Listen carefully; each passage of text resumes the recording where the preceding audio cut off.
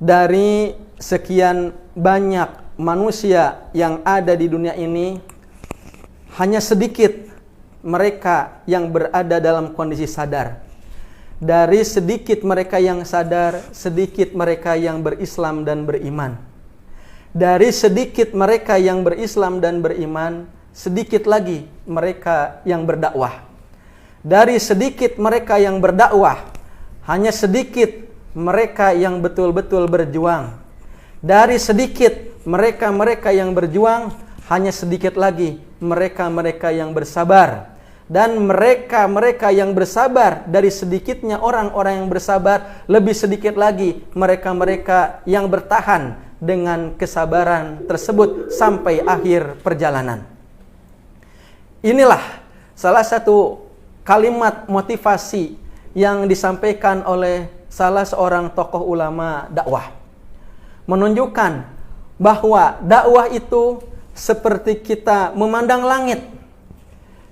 Seakan-akan tidak ada ujungnya, panjang, kemudian tidak bertepi, dan yang pasti melelahkan, penuh dengan onak duri, penuh dengan ujian, penuh dengan cobaan.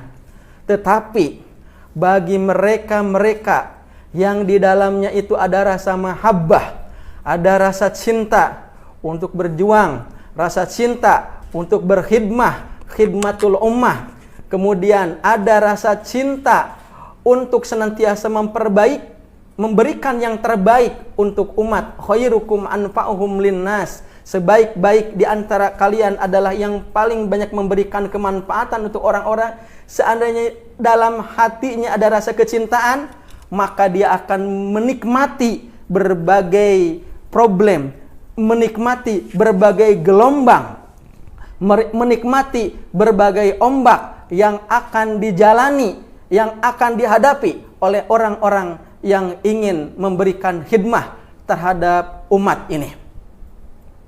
Semoga kita semua bukan hanya berkumpul dalam aspek jasad saja, tetapi hati kita juga berkumpul. Karena buat apa jasad berkumpul tetapi hati tidak menyatu? Baik, ikhwafillah, hafizakumullah. Kita berkumpul bukan sekedar kumpulan biasa, tetapi mempunyai misi yang mulia, mempunyai misi yang suci, yaitu untuk memberikan pelayanan yang terbaik untuk umat dan masyarakat.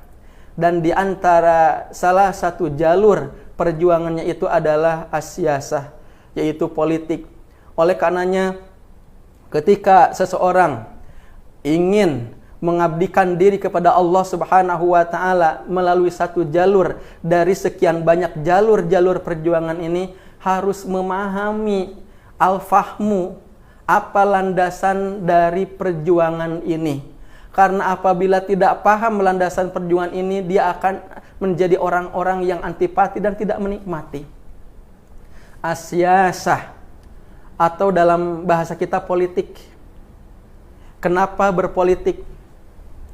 Yang kedua, kenapa berpartai? Yang ketiga, kenapa menjadikan pilihan PKS sebagai sarana perjuangan ini? Ini merupakan pertanyaan mendasar yang butuh jawaban dan hendaknya dipahamkan kepada orang-orang yang ada di sekitar kita. Politik di dalam bahasa Arab itu adalah as-siyasah, dari kata sasaya susu siyasah. Artinya adalah tur, ya. Di mana dalam Islam ini as-siyasah merupakan juz'un minad-din, merupakan bagian dari agama. Seseorang yang memisahkan hidupnya dari politik sama dengan menjadikan Islam itu parsial. Karena Islam ini merupakan sistem yang menyeluruh. Islam itu adalah akidah, Islam juga adalah ibadah, Islam juga adalah akhlak, Islam juga adalah ekonomi, Islam juga adalah pendidikan, Islam juga budaya, seni, Islam juga adalah politik. Jadi hendaklah memahami politik. Dan para ulama terdahulu sudah banyak menyusun kitab, buku-buku yang berkaitan dengan politik, ya, dan kepemimpinan. Ada kitab Al-Muqaddimah yang ditulis oleh Ibnu Khaldun, ada juga As-Siyasatus Syar'iyyah, politik Islam sebagainya. Di mana paradigma politik yang dipahami itu beda dengan paradigma politik yang dipahami mungkin mereka-mereka yang tidak ada landasan syar'inya. Di mana kalau dalam Islam politik itu tujuannya itu adalah himayatuddin, untuk memelihara agama. Salah satu cara untuk memelihara agama itu adalah dengan politik dan kepemimpinan. Ayat-ayat Quran banyak itu membahas, ya, seperti itu. Karena ternyata di antara aspek maqasid syariah, maksud tujuan untuk adanya agama itu adalah hifzuddin, kemudian hifzun nafs, hifzul akal, kemudian hifzul mal, ya.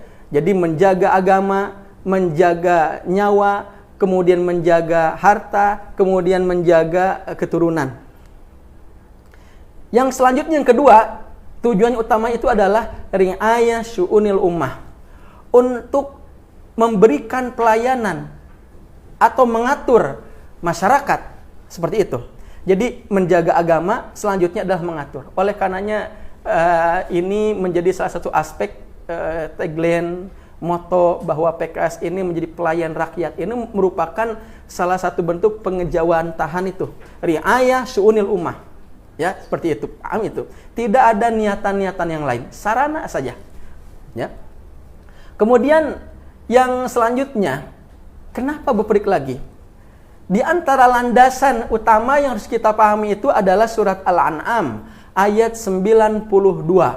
Pahami itu Al-An'am ayat 92, di mana Allah Subhanahu wa taala berfirman, "Wa hadza kitabun anzalnahu mubarakun musaddiqul ladzi baina yadayhi walitunzira ummal qura wa man haulaha."